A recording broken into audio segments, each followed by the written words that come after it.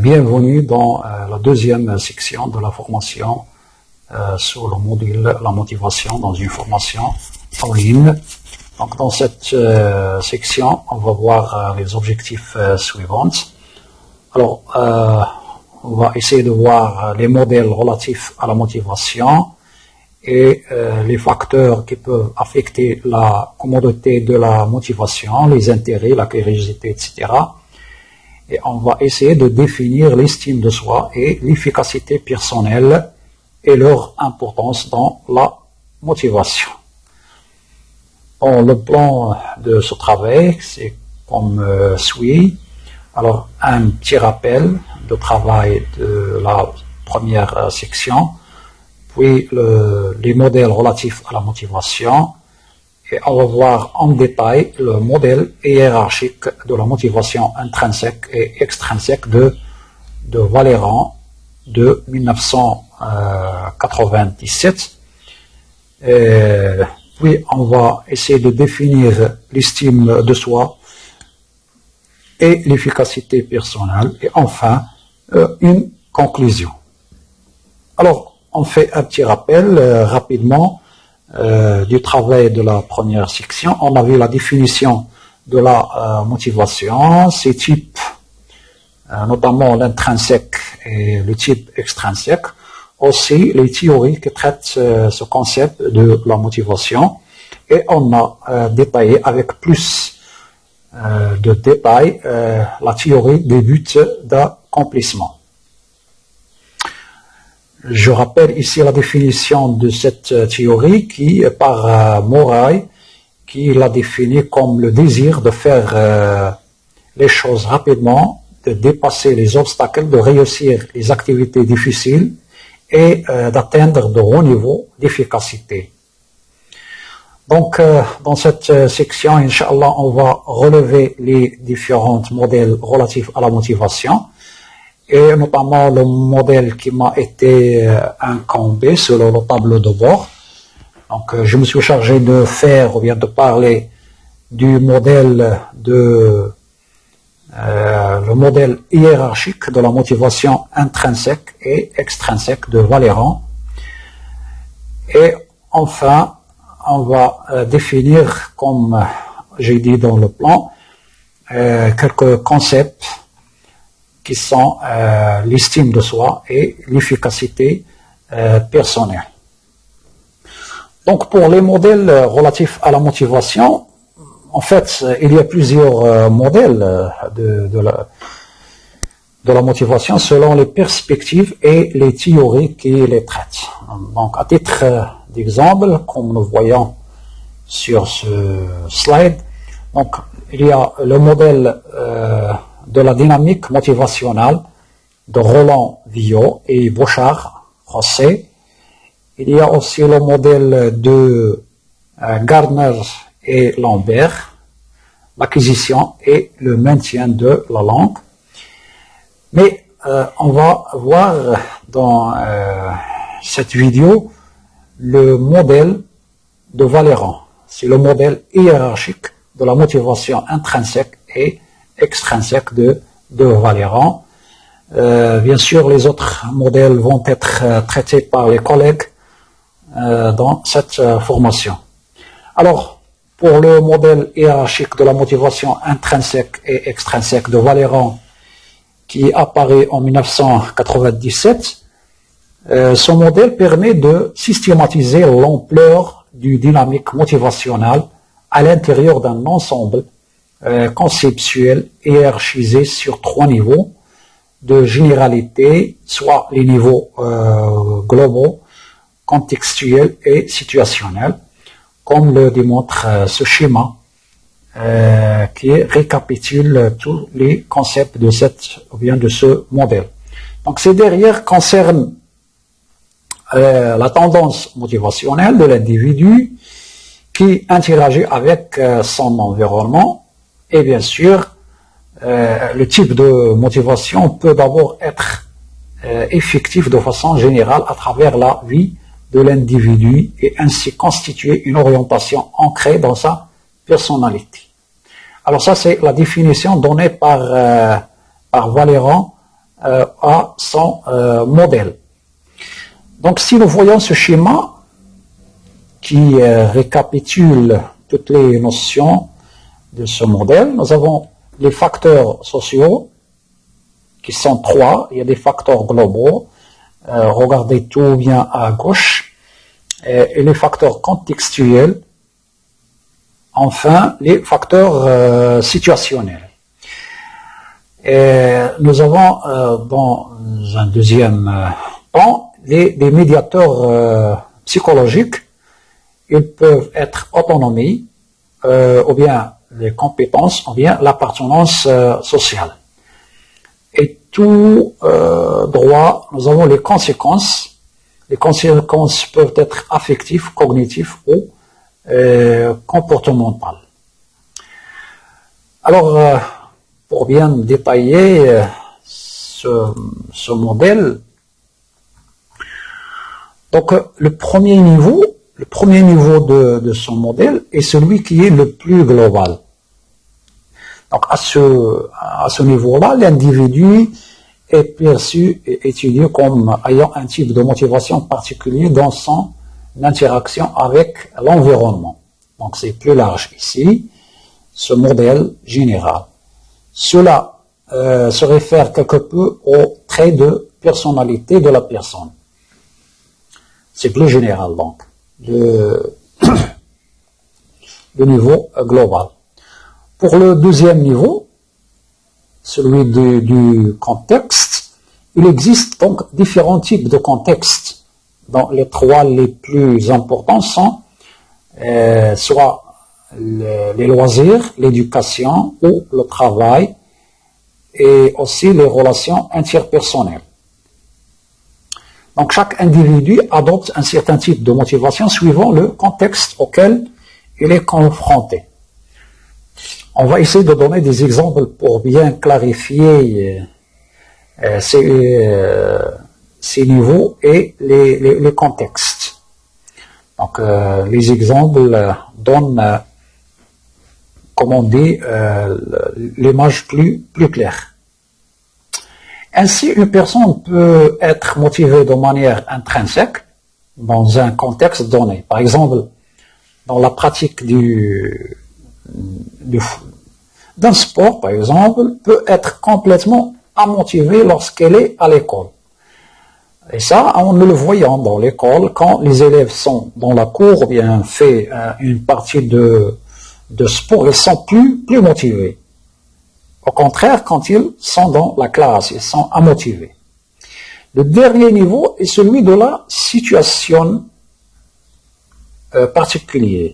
Alors, les chercheurs, quand ils s'intéressent à celui-ci, tentent de comprendre pourquoi un individu s'engage de telle manière dans une situation particulière et à un moment donné.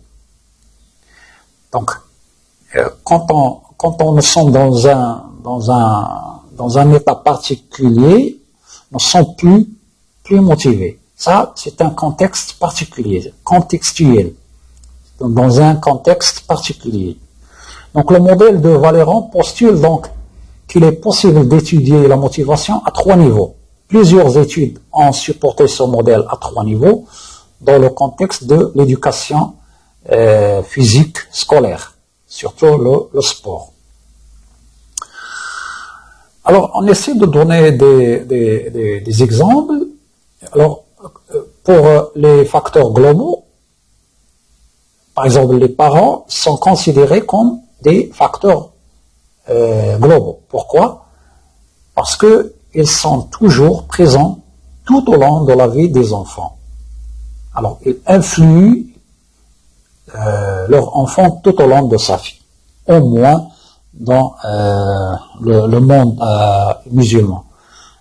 Vu que dans le monde occidental, quand l'enfant a fait 18 ans, donc il devient plus indépendant de ses parents. Alors ça, pour expliquer l'effet des facteurs globaux, alors pour les parents. Alors que l'enseignant, par exemple, est considéré comme un facteur contextuel, parce qu'il est présent dans un contexte spécifique. celui de l'école, mais il est absent dans les autres contextes de l'enfant.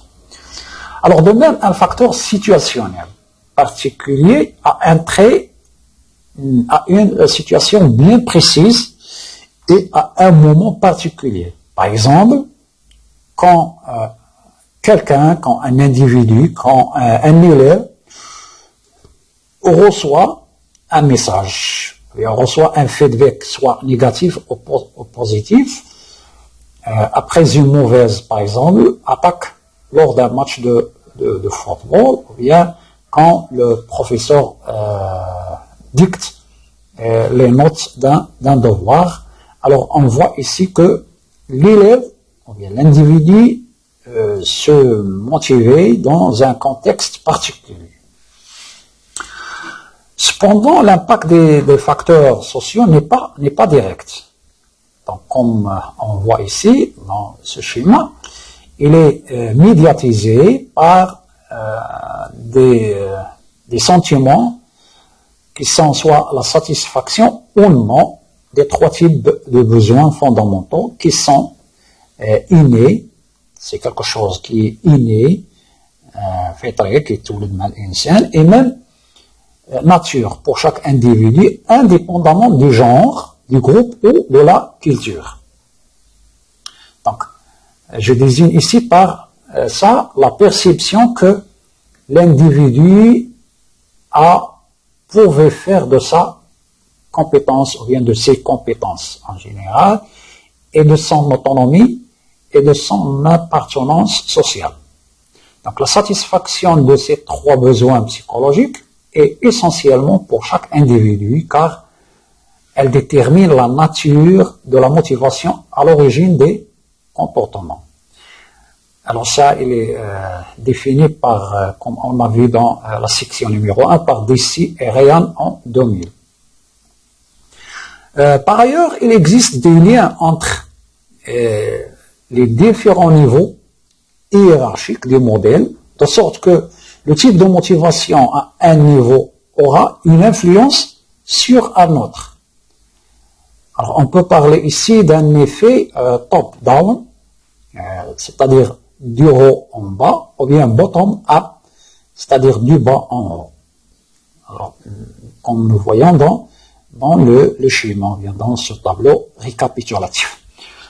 Ainsi, une personne qui est motivée de manière intrinsèque pour un contexte donné, par exemple, comme un devoir dans la classe ou bien un match de football, risque d'être également motivée de manière intrinsèque au niveau situationnel pour un exercice de passe ou bien de tir. Par exemple, dans un match de football, quand un élève ou bien un sportif il est dans un état de tir, ou bien quand il marque un but, par exemple, il est motivé dans cette particularité. Vous voyez? Inversement, une personne motivée de manière extrinsèque, qui arrive à prendre du plaisir de manière récurrente dans plusieurs situations, pourra faire évoluer sa motivation vers une motivation intrinsèque. Vous voyez ce va-et-vient entre les deux types, alors que l'un influe l'autre, pour le contexte en général. Alors enfin, la motivation débouche sur des conséquences, comme on voit à droite, tout à droite de ce schéma. La motivation débouche sur des conséquences importantes. Donc, ces conséquences sont nombreuses et peuvent être de nature soit comportementale, qui affecte les comportements de l'individu, ou bien affectif, وجدانية, ou cognitif, معرفية. Donc le type de motivation permet de prédire, donc ici il y a prédiction, ils permettent de prédire la nature positive ou négative de ces conséquences. Alors, c'est-à-dire que le type de motivation nous permet de prédire l'attitude de l'individu. Est-ce qu'il va être positif ou négatif? Donc, selon le type de la motivation. Par exemple, la motivation intrinsèque est toujours associé aux conséquences les plus positives, parce qu'il est intrinsèque, interne, qui émane du cœur de l'individu, suivi par la régulation intégrée et la régulation identifiée, comme on a vu dans la première section. Alors, pour la motivation extrinsèque, alors, quant à elle, elle est associée, pas toujours, mais dans la plupart des temps, à des conséquences négatives, comme la motivation. La motivation, c'est-à-dire l'absence de la motivation, motivation, avec A, c'est le contraire de motivation, donc ça nous permet de prédire les conséquences les plus négatives. Alors, on passe maintenant à la définition de l'estime de soi et l'efficacité personnelle comme étant des notions appartenant à ce concept plus général qui est la motivation. Alors, pour l'estime de soi, elle est définie comme la perception d'une personne de sa propre valeur. Donc, il s'agit du jugement global qu'elle porte sur elle-même.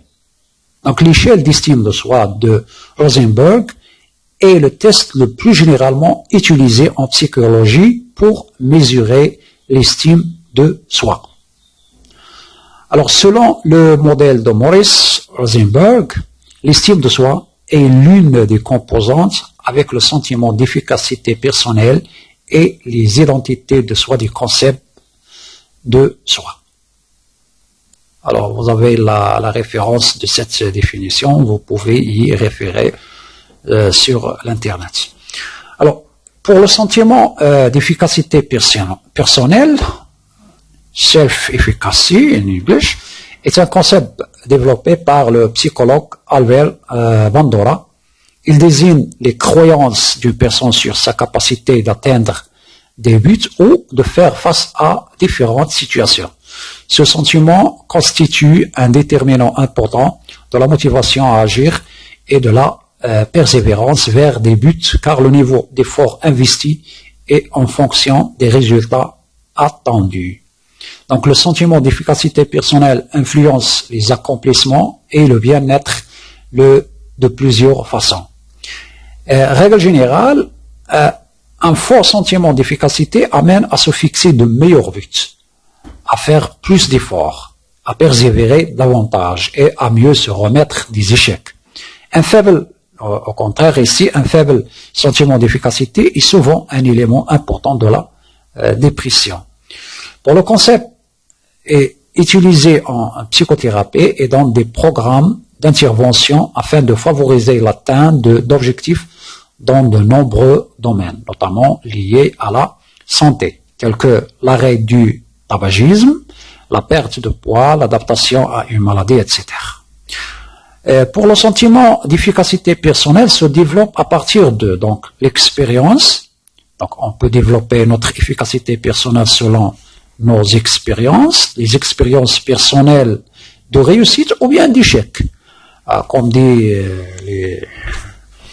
on dit, l'échec est un maître efficace. L'échec est un maître. Sont les plus influentes sur le sentiment d'efficacité. Aussi, selon l'observation d'autrui. Alors, en observant quelqu'un d'autre réussir à atteindre un but, augmente chez nous le sentiment d'une personne qu'elle peut réussir elle aussi.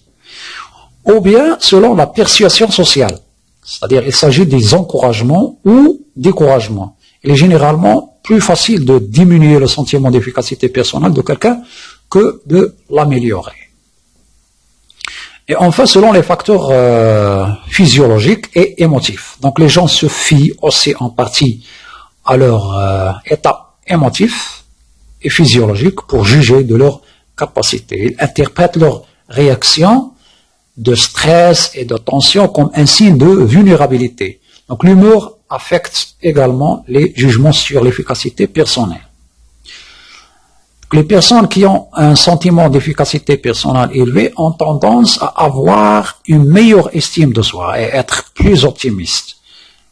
elles ont cette tendance à avoir une meilleure vie sociale et à moins souffrir d'anxiété et de dépression. Toujours quand l'efficacité personnelle est élevée. Le concept d'efficacité personnelle est au centre de la théorie sociale cognitive de Bandura. Donc, le psychologue Bandura, c'est lui qui parle de ces définitions-là. Il a aussi été largement adopté dans différents modèles psychologiques. Par exemple, il constitue une composante de concept de soi avec l'estime de soi et les identités de soi selon le modèle de Rosenberg. Donc, l'estime de soi, pour clôture cette définition, je dis que l'estime de soi et l'efficacité personnelle, ce sont ces deux dimensions qui donnent la confiance en soi.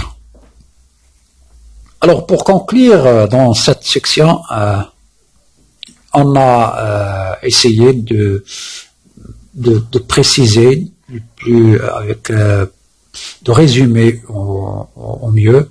On a évoqué le modèle le plus usé, à mon avis, dans l'analyse de la théorie de motivation, c'est le modèle hiérarchique de la motivation intrinsèque et extrinsèque de Valera, accompagné d'un schéma récapitulatif de toutes les notions et les concepts constituant le modèle.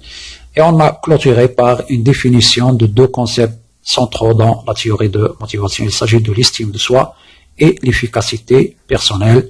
J'espère que j'ai bien clarifié quelques notions et merci de votre attention et au revoir à la prochaine section, la troisième section, Inch'Allah.